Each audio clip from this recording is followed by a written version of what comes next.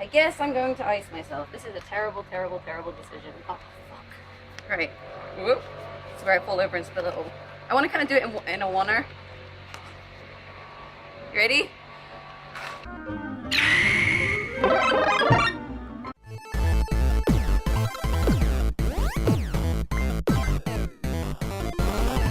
Hello and welcome to the Kilobits. My name is Francesca and I have moved to Norway.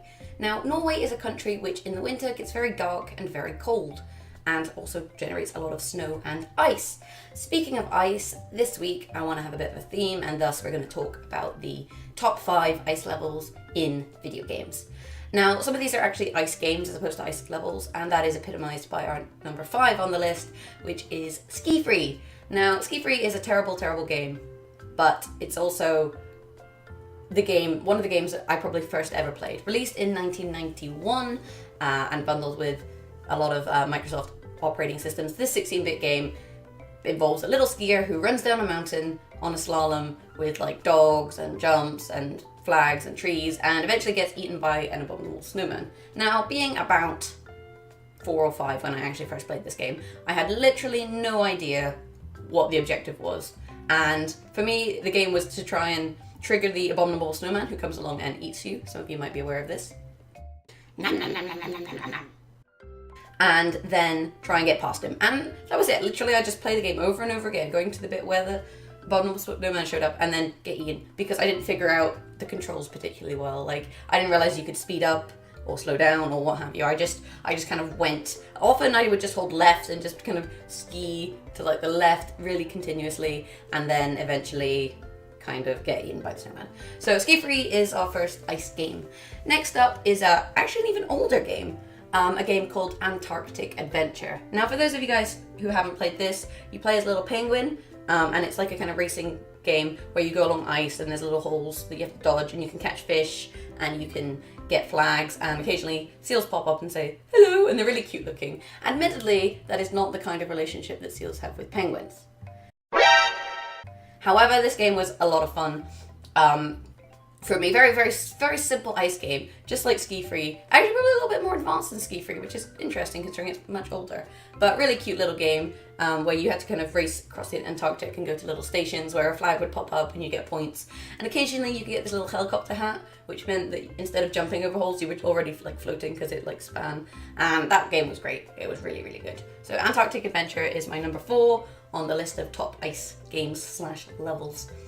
Next, number 3. Number 3 is a good one. Number 3 is a level from a game called Sonic 3.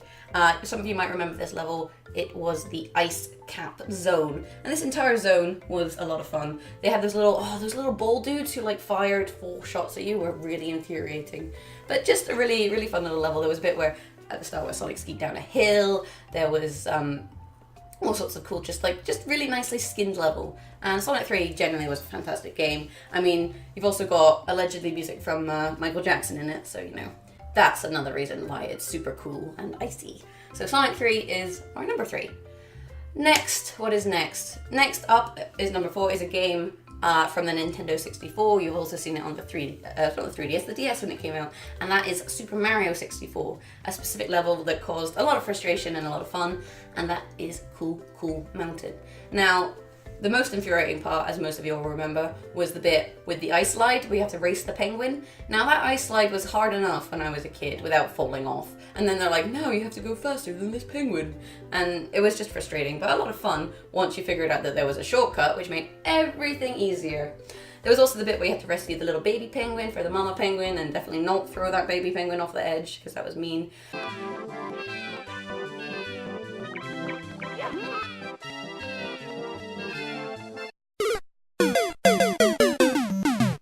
There was a snowman who lost his head, red coins galore. It was just a very nicely designed level with a few little secrets and a really nice kind of penguin theme, which is pretty cool. I feel like these cool puns need to stop. So that is number 2. So what is the top number on our list of cool ice games? Well, for me, I mean, there's a lot of games you could say. There's been Ice Climbers, there's been Call of Duty ice levels, Minecraft has ice, and lots of ice in video games, which I didn't realize until I decided to make this video. However, for me, the best ice level in a game is from Time Splitters 2.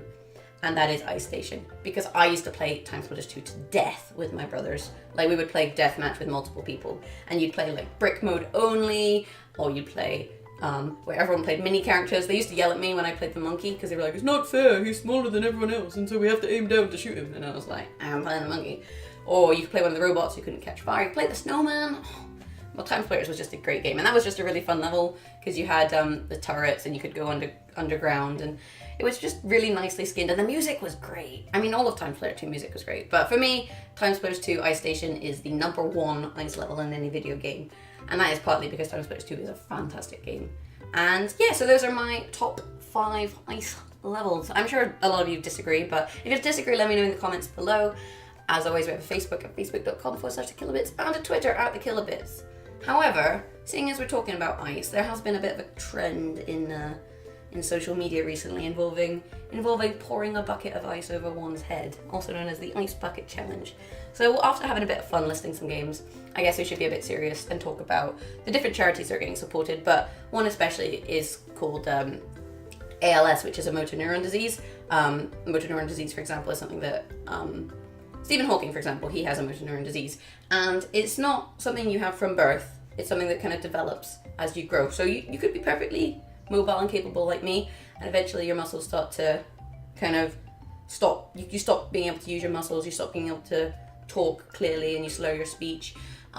Eventually it affects your breathing, and it has a very, very short what's it called, prognosis, is that the word? For your lifespan. Like you generally only live 2 to 5 years after being diagnosed. It's a nasty one, but it's also a disease that doesn't have that many cases. It's not one of these diseases that's very common, and so there's a lot of funding going into kind of curing it. Because it's such a small disease, there's also a limit to the number of people who are doing research and trying to find a cure. So the Ice Bucket Challenge, a lot of people have been doing it to support ALS, and so I will be donating just because I got challenged by Sketch Musical Games, the Kilobits did. So also have a think about why we're throwing buckets of ice over our head. It's not just for like self-gratification, you know, to feel like social justice warriors on Facebook or be really kind of first world and white and what have you. There is also like raising awareness and raising a lot of money. I mean, it's raised over, I think, $2 million, probably more than that actually already. So it's really good to help out small diseases. And whilst people may shun these kind of things, I think that it's overall a good thing. You're raising awareness, you're raising money, and whilst people might think, oh, it's just so that you can have a pat on your back and pat on the back and what have you, it's also good. So I'm blabbering. Let's get to the icing.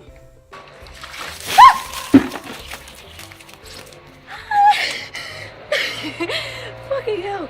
I nominate Sparrow's Journey, Pixel Twitch, and the guys at Von Loaf.